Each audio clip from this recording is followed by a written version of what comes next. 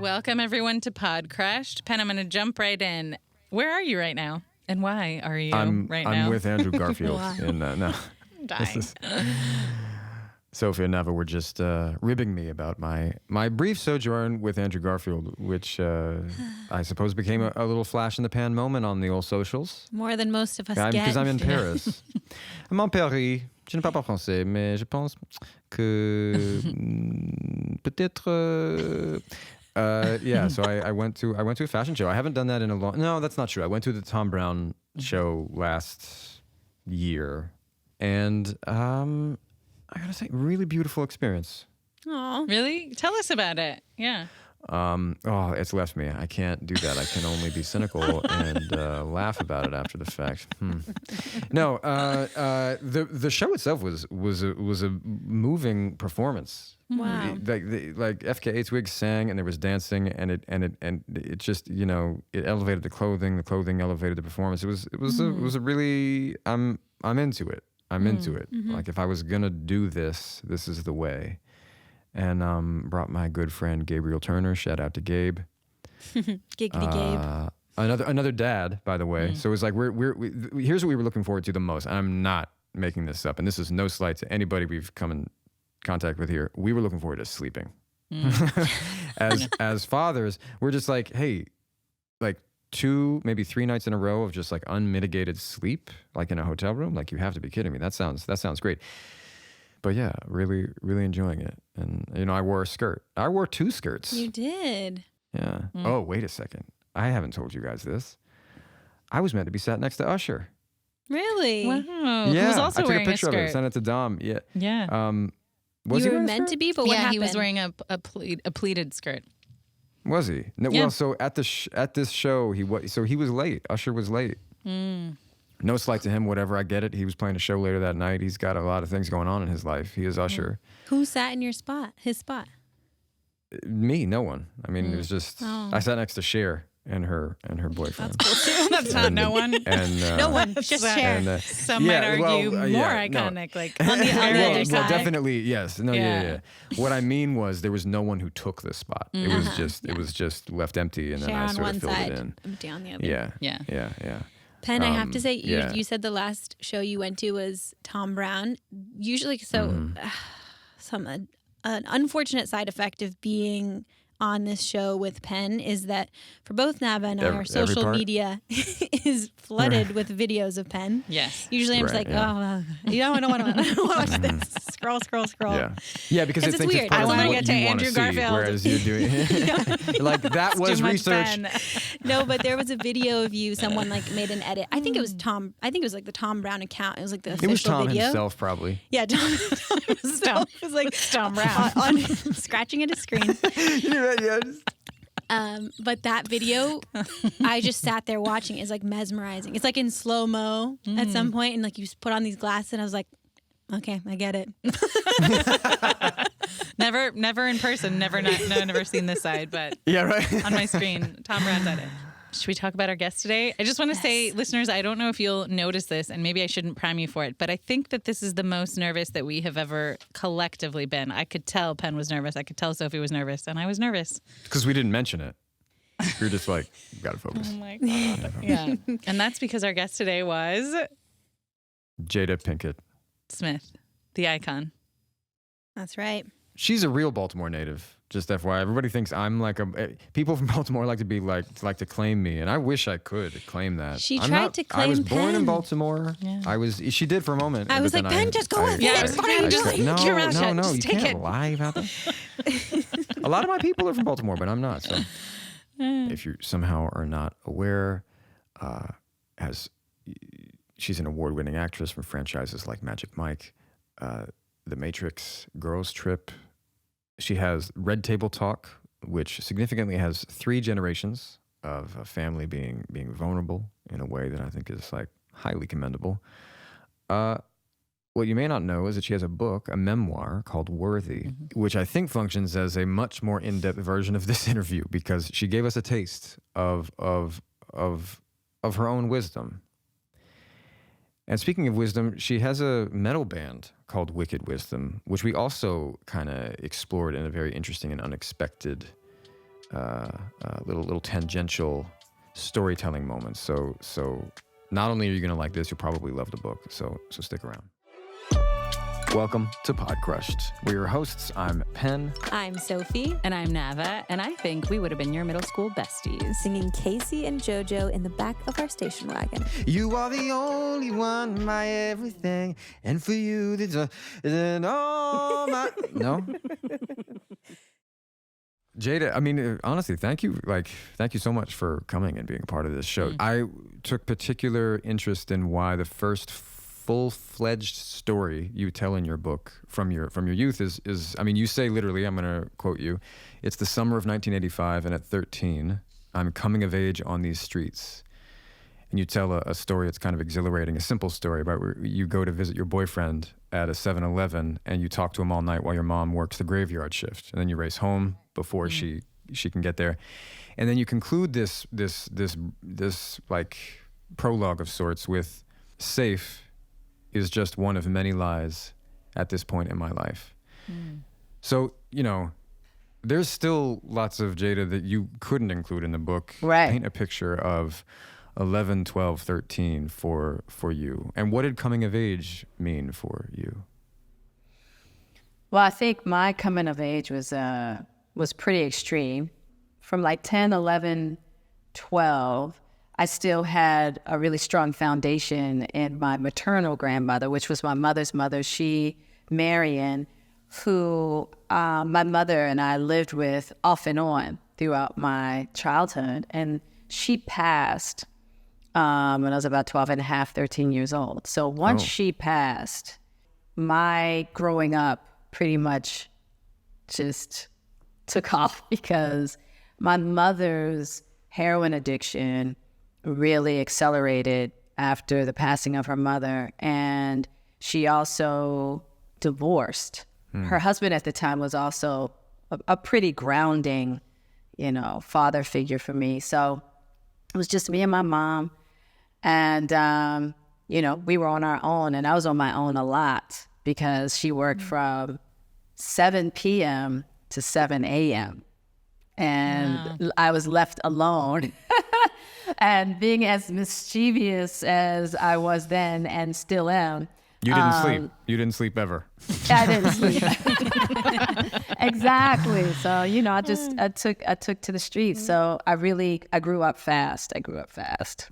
Jada, I'm just so curious, like at that age, what were you discovering your like passions? Like what were you really caring about? Who would you spend your time with? The arts was really the center, right? It's like I was part of the Twigs program, preparing for Baltimore School for the Arts, the high school in Baltimore. And you had to audition to get in. And at that time, it was really small. So it was a really selected few that got, that were allowed to go. So, I'm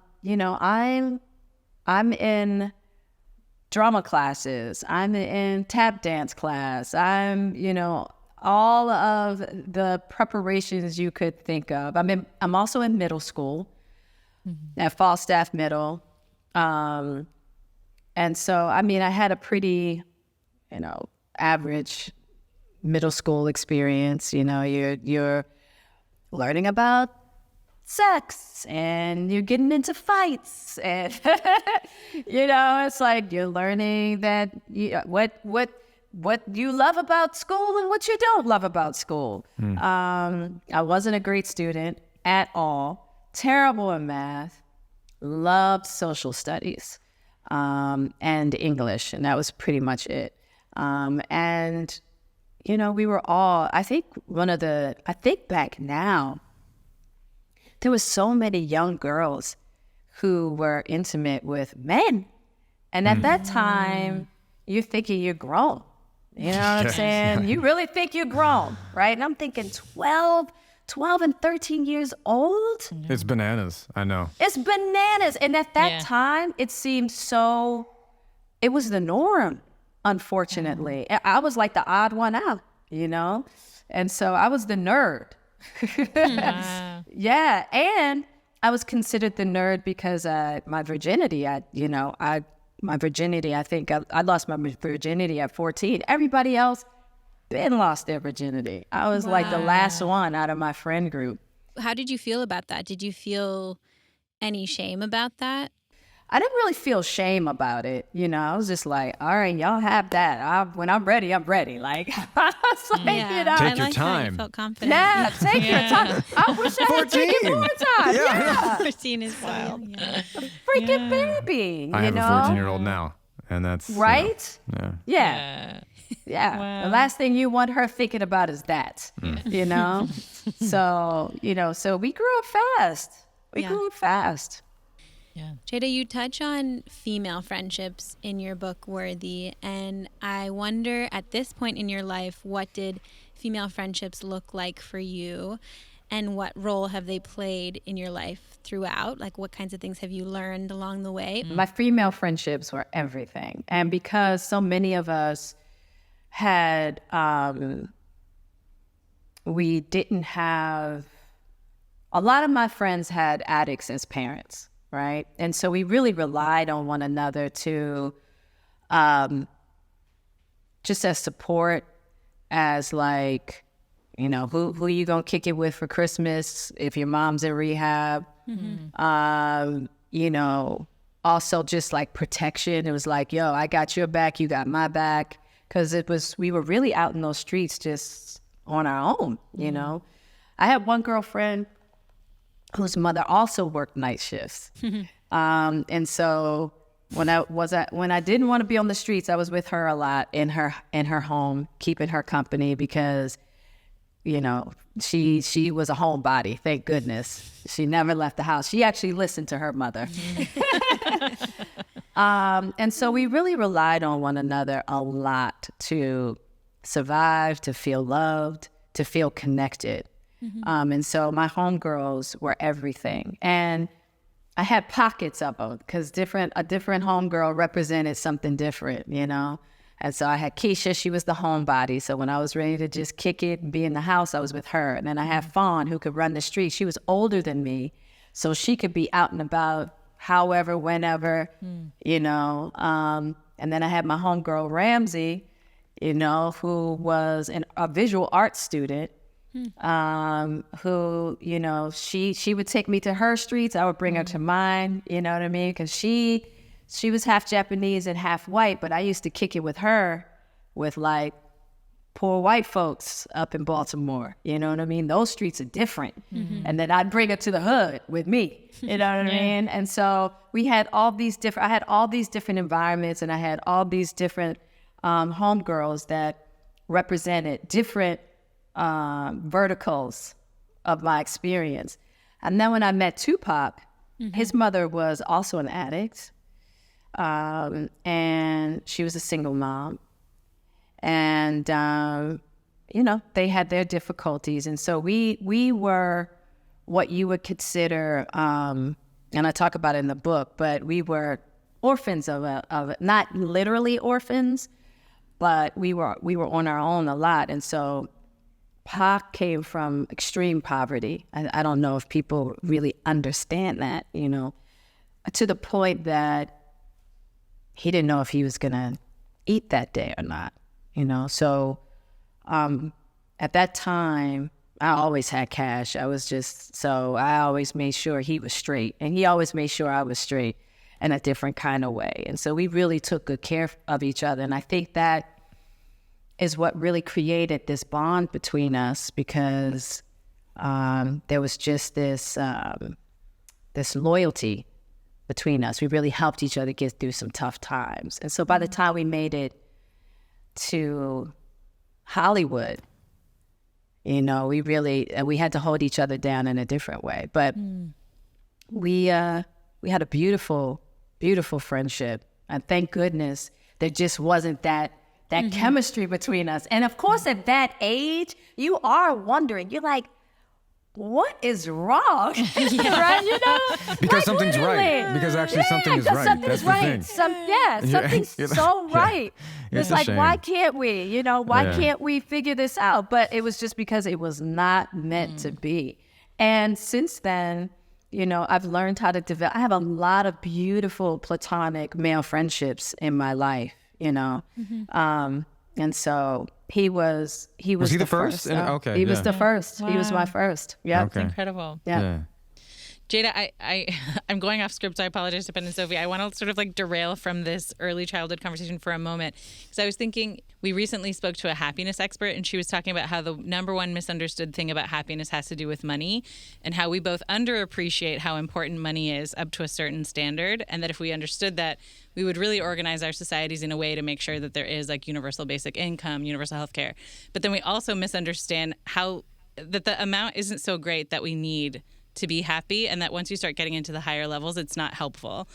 And as someone who's experienced both, I'm just wondering like what you've learned about money, because not many people have had the experience of both. I feel like we always have this misconception about money being able to solve our problems, right? And that we feel like once we have a certain amount of it, that we're exempt from the human experience in some way. Like we won't suffer, right? Our relationships, people around us won't have to deal with problems, that burden us. And I just found that with money, I mean, Puffy said it right, more money, more problems, right? And I know that, and then, people But he think, never stopped trying to make less money. That's the thing. Exactly. You don't want to stop trying to make less money. It's hard. It's hard. Yeah. So it's this balance of, not being attached to money in a way of believing that it's the thing that is going to cure your ills in life. It can help you get resources, but I'm going to tell you something. In recent years, especially after the epidemic, and there's been a mental health crisis, right? We've all been touched by mental health issues in our families, amongst our friend group, and what have you. Even when resources are not available, there's nothing that even money can't do anything. It can't help you get a thing that's not available, right? It can't give you mental wellness. It can't. And they're, even if trying to find the right, like, medicines and doctors or what have you. So money can only help to an extent, but it's not the cure. And I think that's what it taught me. And it's not the thing to focus on in trying to have great relationships either. I mean, I would say that without money, it felt as though I could create more genuine relationships because people are with you because of who you are and not what you have. Yeah. You know what I mean? And I think that's one of the reasons why also Pac and I stayed so close even after we got to this Hollywood situation, because we recognized that, it's like, oh, you knew me and loved me when. And that meant a lot to us both, because we knew that once we started to see that once we got into this whole Hollywood game and we started, moving up and making money and doing all kinds of things. Also, now everybody wants to be, part of the picture, And so, yeah, money is really interesting. Yeah. And it's something that each individual has to develop their own personal relationship with it and understanding what kind of attachments they have to it, but it's energy. How you use that energy, just like how you use any other energy. You just have to learn how to be responsible and how to use it in a way that supports more of what's true versus the illusions that it can create. That's really thoughtful. Yeah, I like that. Do you remember your first crush or your first love or your first heartbreak? Oh, I remember my first heartbreak for sure. Let's start there then. I think my first heartbreak was from the guy that I was going to see at 7-Eleven. The 7-Eleven Mark. 7-Eleven. Or whatever his 7-Eleven. name was. Yeah. That was like my first heartbreak, like that feeling of rejection. I'm like, oh no, I'm not good enough. Like you know what I mean? And, it was terrible. It was terrible. You have so much misunderstanding because you think it's you. Something's wrong with me. And I had already had a a whole lot of thinking something was wrong with me, you know, in regards to like my parents choosing drugs over me or what. Just all of the, you know, all of the messaging that we get so young that we're not worthy of love. Yeah. Jada, on that sort of on a related note, in your memoir, which I just have to say, it's so beautifully written. It's so captivating. It's like hard to put down. So thank you. And you share so like openly from your heart. So thank you for creating such a beautiful piece of art and putting that in the world. But in your book, you talk about sort of this feeling of fracture from the sense that the two people who brought you into the world didn't make you a priority. And you know, sometimes when I think of you, I think of Red Table Talk, and I think of you and your daughter and your mother sitting together at the table. And I'm wondering, like, how has your relationship with your mom evolved, and to the degree that there's been healing, what has made that possible? Well, you know, my mom decided to get clean when I was 20. And I do believe the most powerful healing between us began when I had my own children. Started with Jada. You know, when I was pregnant, my mother was a OBGYN nurse. She delivered babies. Wow. Yeah. Wow. And so while I was pregnant, and once I had Jaden, she came and she stayed with me, and she helped me with my firstborn because I had no idea what I was doing.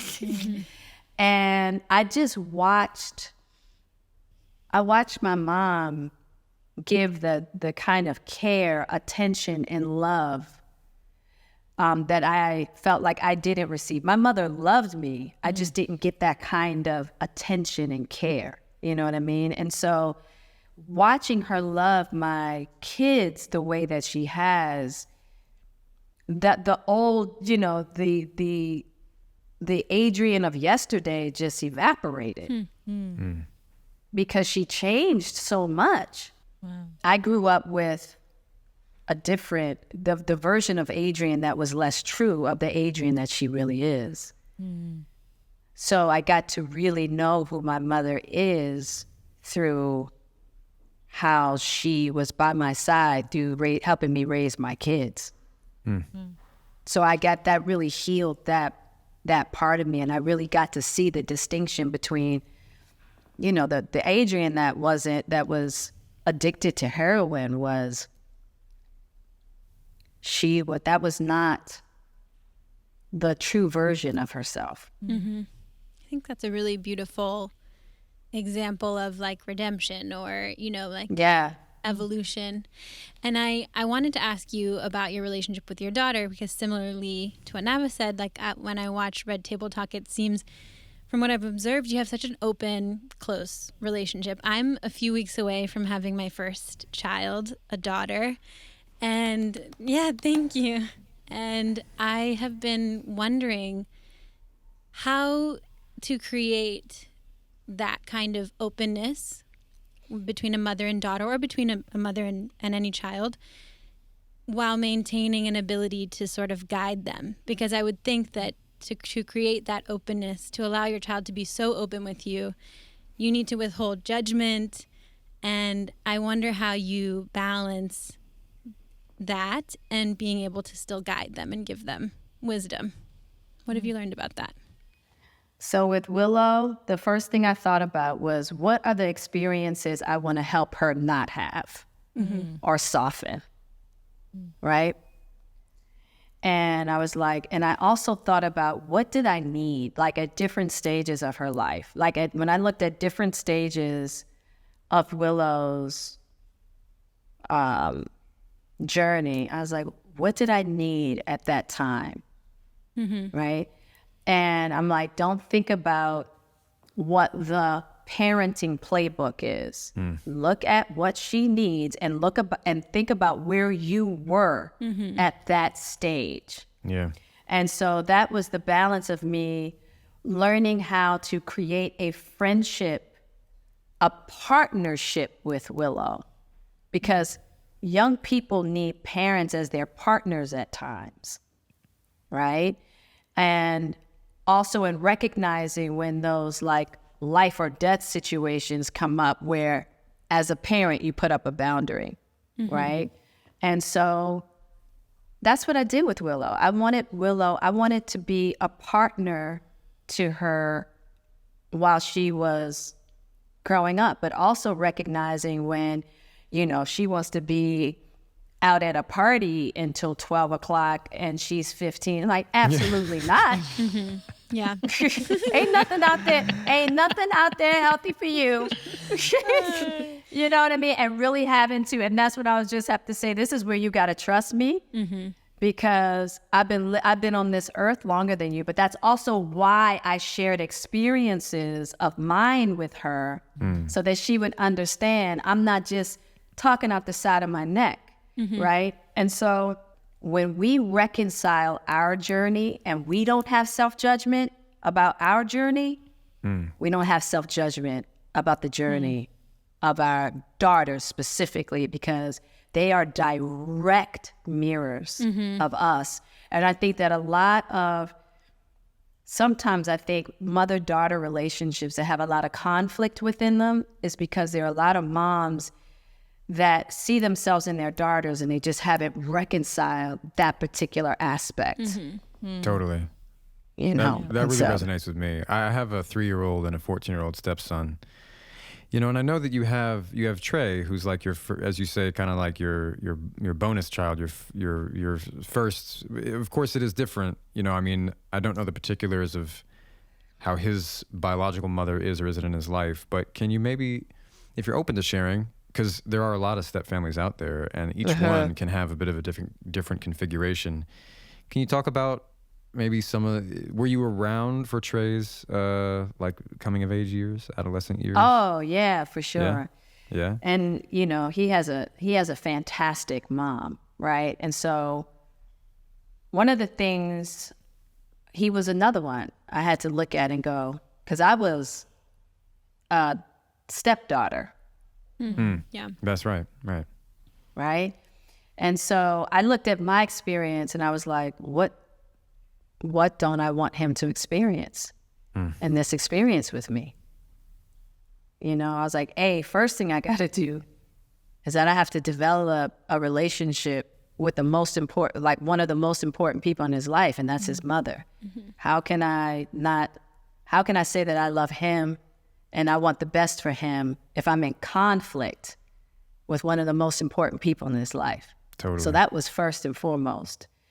And it took me a while to figure out my place, because he had a mother, and I was very clear. I started to get very clear on how precious, sensitive, and I had to learn how to respect her position as his mother. That wasn't my place to try to step into his life as like a mother figure. Totally, yeah. I had to, so with Trey, it started off as a friendship, right? And so just looking at myself as an adult friend and trying to look towards his father and his mother to see how I could be an assistance to them in raising him, while also developing my own friendship with Trey to get to know him and see what he was asking of me, versus me trying to dictate to him what I was here to be in his life. Yeah, right. To always let him know that I'm as committed to him. You know, he's not my biological child, but he's my baby too, you know? Jada, in reading your memoir, one of the themes that sort of stood out to me was honestly like the very intense degree of misogyny that you've been subjected to, and how you seem to have handled that with a lot of grace. And I have like a couple of things that I want to explore with that, but one is sort of actually the fallout of what happened at the Oscars, if you're comfortable sharing about that. You, in your book, you say, "The vitriol in the coming days did come faster and more furious than I'd predicted. Blaming the woman is nothing new, and I was clear on that. It was easy to spin the story of how the perfect Hollywood megastar had fallen to his demise because of his imperfect wife. And I'm wondering, even though that is nothing new, I can't imagine how painful it must have been for you to go through that. And in your book, you share there's like additional context of what was happening in your home life that people didn't know that made it even more ironic that you would be the recipient of the blame. So I'm wondering if you could share a little bit of that context and then also what you've learned about like shielding your heart from bitterness. Because I feel like if I went through something like that, I would feel so bitter and so angry because it's so unfair. So that's what I was like thinking about as I was reading. Yeah. I think because, and I talk about it in the book, but I think because when I decided to allow that false narrative, about me being an adulteress in the first place, which was not true, and having to deal with all that came with that, I think that was preparation for the Oscars. And even before that, when I in the Wild Banshee chapter, when I decided to, try my hand at metal. I had my metal band, Wicked Wisdom. Having to deal with all of that prepared me for, what I mean? It's like getting death threats and being on stage, having things thrown at you, people talking shit. It was crazy. But the thing that I learned during my Wicked Wisdom days is that there's a story about these when I think I was in Kentucky. I was either in Kentucky or Kansas, and I was in this club, and there were two young white kids in the club. These two young boys, they had to be like 17, and we're doing our set, and at one point, one of them, they both scream like the N-word and put a bitch on the end of it, and the whole crowd stops and looks, and they're like, whoa, right? And I left I put a pin in that. We continued with the show. And every show I would go out into an area and sign autographs. And I remember seeing those two kids in the corner. And they kept staring. And I remember going, you want an autograph? You want a picture? And they came over and they got an autograph and they got a picture. Wow. And you know what that taught me?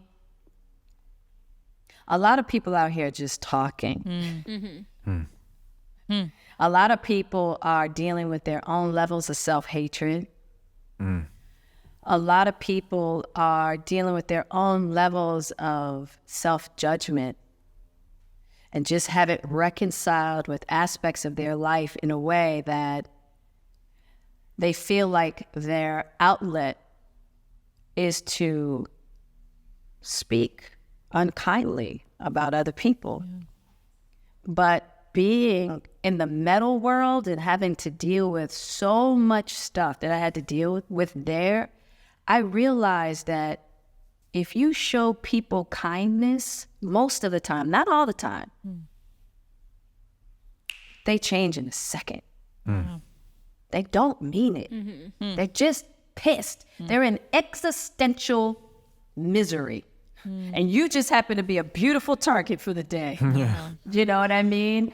And so coming back to that Red Table Talk, and that led to a lot of assumptions and misconceptions around the Oscars, I also had to take some responsibility of how I had not been helpful, you know what I'm saying, in the creation of the environment that was swirling around me. And I had to look at that, right? And I had to really look at some wounded areas in myself that really felt like I was doing justice in abandoning myself at my own table, you know, that led to, you know, all the stuff I had to deal with at the Oscars.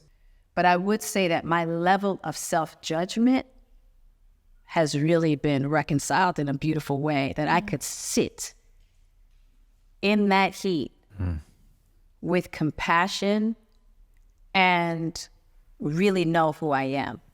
And not only do I know who I am, my kids know who I am. My kids know the truth. and Will knows the truth. You know what I mean? And so really being able to walk with it, it didn't matter what the world was saying. Didn't matter what everybody was saying. I know who I am. And that was just the ultimate test of it. Yeah, that's an incredible level of zen to get to. No, it's you're remarkable, Jada. I mean, that's I mean, honestly, hearing that, and I've experienced a degree of the fame that you have, and not anywhere near the degree of vitriol, but know what it's like to question the choices I've made that have led me to a point where I will have to go through personal tests in the public eye, right? So I would say you, as much as anybody I can think of, has really gone through that for a long time.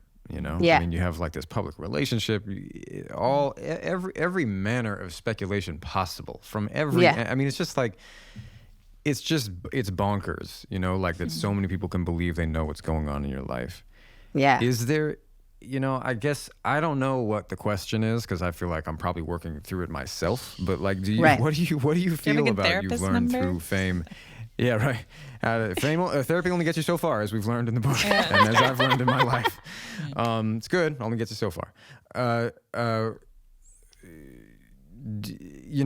What are your thoughts on the value of fame and what it might do? And do you dream about anonymity ever, and what might you have with that?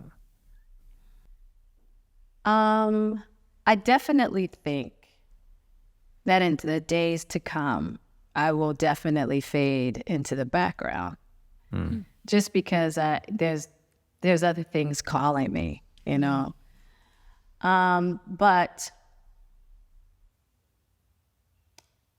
I'll say it like this: like Radhanath Swami told me one day. He said that. So I remember thinking, oh, maybe it's my time to go find a cave in Tibet somewhere. And he said, Jada, the holy woods are just as effective as a cave in Tibet. And so I say all this to say that we're given the experiences we're supposed to have in order to learn whatever it is we're supposed to learn. This life is a university. This world is a university. We all have our curriculum. I have no judgment on fame. I will just say that I do believe that it's something that it's an extreme thing. And that just means be ready for some extreme lessons. Those of us who are up for those extreme lessons, we walk that path. And then there's some of us who recognize these extreme lessons are not for me. So you learn really quick. I mean, fame is full of illusions. You know what I mean? You learn real quick. You get it. You get in the game. You recognize fast if it's a game for you. Yes. And some of us, and we've seen some people who haven't survived the game. A lot. Yeah. A lot of people, So, but it's just one of those aspects of life, and we always can make a choice to be in or out. What at least resonates with me, if there's a word that I've used a lot sometimes when I'm at my, in the depths of it and really searching my soul, calling on my spirit, consulting with my wife, the word that comes up, I'm like, extremity. Yeah. It's just so extreme. Like, why is it always so extreme? Then you, of course, ask this question, like, am I cut out for a curriculum of extremity? That's right. If that's because it doesn't have to be. It just doesn't have to be. You can end up learning the same thing, and maybe even get the same degree. You didn't have to take that elective. Exactly. You maybe didn't have to, but maybe you will actually then find your dissertation is on something in that. So anyway, that's not. Yeah, but I really appreciate your answer. I love the way you said this world is a university and we each have our curriculum. I've just never heard it described in that way, and so I want to ask you, what do you think is the ultimate lesson that you're trying to learn through your curriculum? Love. Also, what's the purpose of life? Go. Okay, love. Love, yeah. Love. I'm just trying to learn how to love. I'm trying to learn how to love myself and love others in just what is. Not trying to hope for anything to be different. It's like, that's one of the, when you say, my heart would have been so bitter. I so understand that, and the amount of work that I've done in order to learn what's actually happening and learn to have compassion for people who haven't been so kind to me. And I understand that because guess what? I haven't been so kind to myself all the time. So in me learning how to be kind to myself and what that whole journey has been for me, I'm learning how to be kind to others in their imperfection, in their humanness. It's so funny how we as human beings have such a disdain for humanness, and I'm just been learning how to accept and love my humanness and learning how to accept and love the humanness that surrounds me and not to take any of it personally. I saw a really beautiful quote from James Baldwin that I had not heard, and I saw him speak it, which always also very much helps, especially his cadence, Yes. And he says he says something that I won't be able to quote it verbatim, and it won't be as powerful, but he effectively said, like, love has really never been a popular movement. Never. And I think that when we think about love and want to roll our eyes, we want to remember that subtitle, like true love has never been a popular movement. No. And he was speaking of all people in different ways. He said, so many of us don't really want to be free, Yeah. And I mean, that's very loaded. What you're saying makes me think of that when we're like, oh yeah. Yeah, it's not a popular movement because a lot of people think that loving is being a doormat, and that's not what it means at all. Once you get through those stages and you start to really recognize what authentic love and vulnerability, the power and strength of it, it makes you invincible. It really does. Jada, in reading your memoir, I also loved learning about, there was like a moment in your spiritual journey where you were learning the stories of these like holy women and these unsung heroines. And you mentioned, I just want to say as an aside, I'm a Baha'i, and it was like really thrilling to see Tahereh included. Yeah, we're all like, Baha'is, oh my gosh. by the way. Yeah, the three of us. Yeah, so when we saw the Tahereh bit, we were it's like, so what? happy. We texted each other, like, oh my God, she knows Tahereh's story. It was so sweet to see that. But I was really curious, like, how learning the stories of these women has impacted your journey. Man, because I mean, I don't have to tell, but what they have had to endure. Yeah. The level of suffering to really embrace and understand the love of God and trust it, and it's so different than a lot of the male journeys that we have access to. It's so different. And so the journey of the spiritual woman is something that I can really relate to. And I just find it so inspiring. Penn joked earlier about how therapy can only get you up to a certain point. And you have a line in your book that is almost exactly the same. You say, like, therapy helps. It got me to 40, but to what end?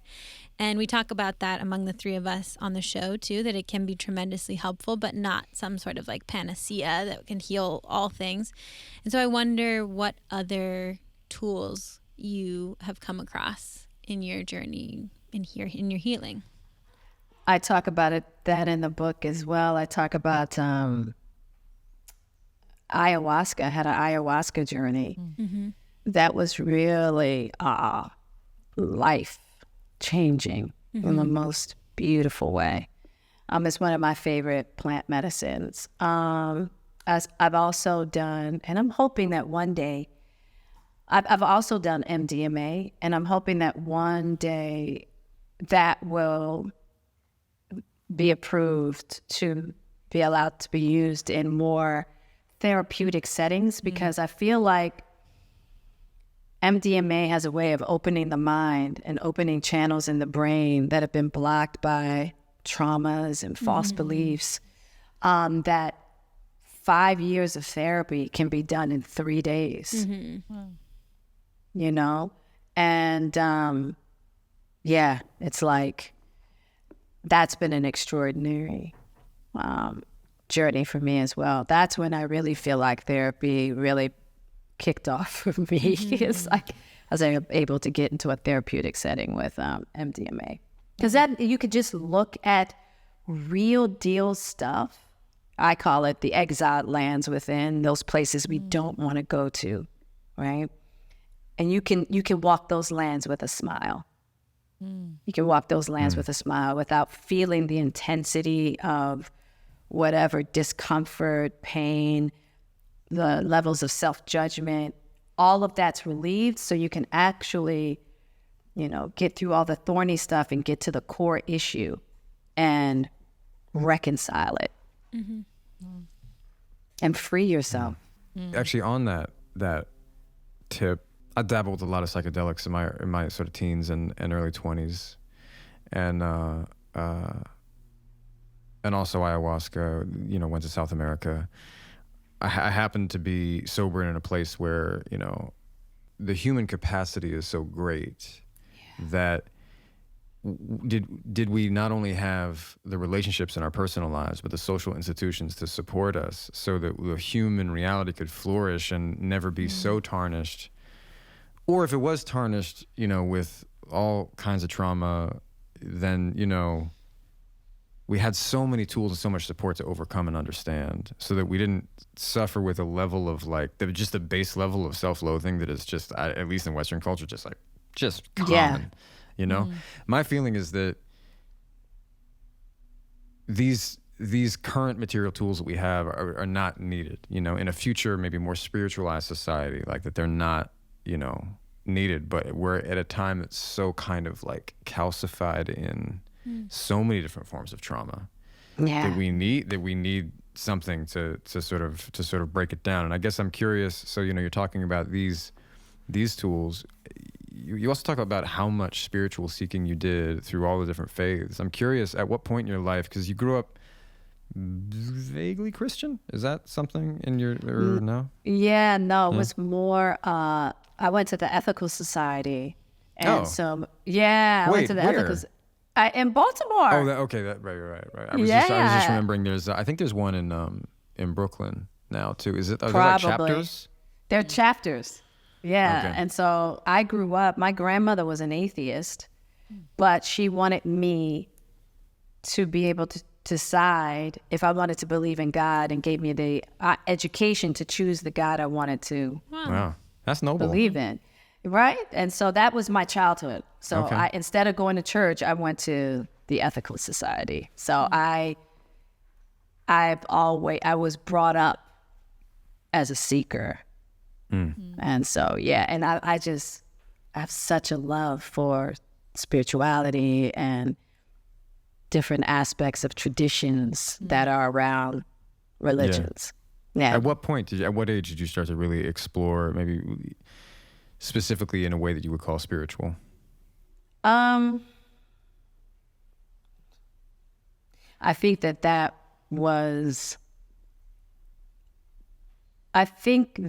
that's been a journey. Like, I thought I was being spiritual when I decided to study the Bible for 3 years. You know what I mean? From a historical point of view as well as a spiritual point of view. But I recognized that was all intellectually based, because I didn't actually develop a relationship with God through those 3 years. And then I studied the Quran, and then I studied the Torah, and then I studied Sufism. I mean, it goes on and on and on and on. And it wasn't until my ayahuasca experiences that I really felt the presence of the great source, of the great supreme, that I was like, aha, okay. Here we go. And so throughout the years, it just got more and more and more intense. And I would say once, I would say that my spiritual journey really intensified probably 2018, 2019. And that's when I started going hardcore. Like, that's when I started to, that's when I went hardcore. I just stripped my life of just like vices. I mean, I went in. And I started like having really intense practices, really intense study. And I started to develop a relationship with that I know as the Great Supreme.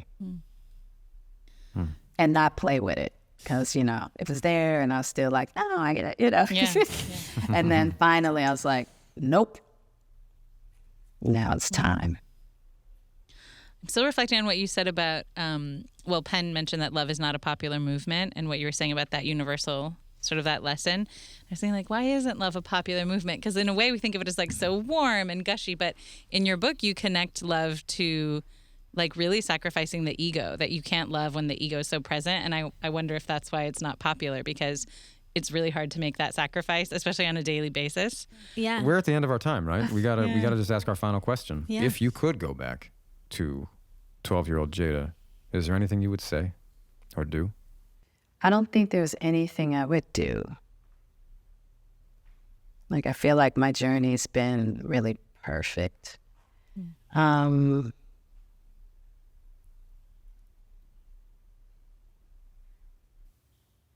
don't think there's anything I would say. Yeah.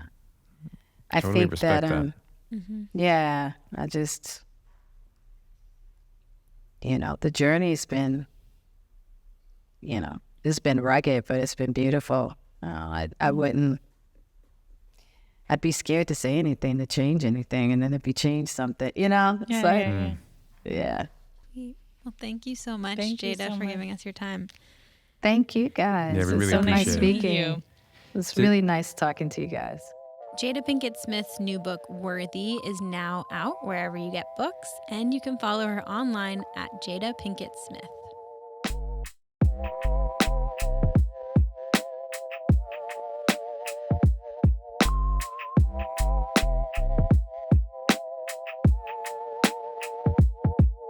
Before you go, I just have to tell you something really quickly. My husband and I, like I said, I'm pregnant.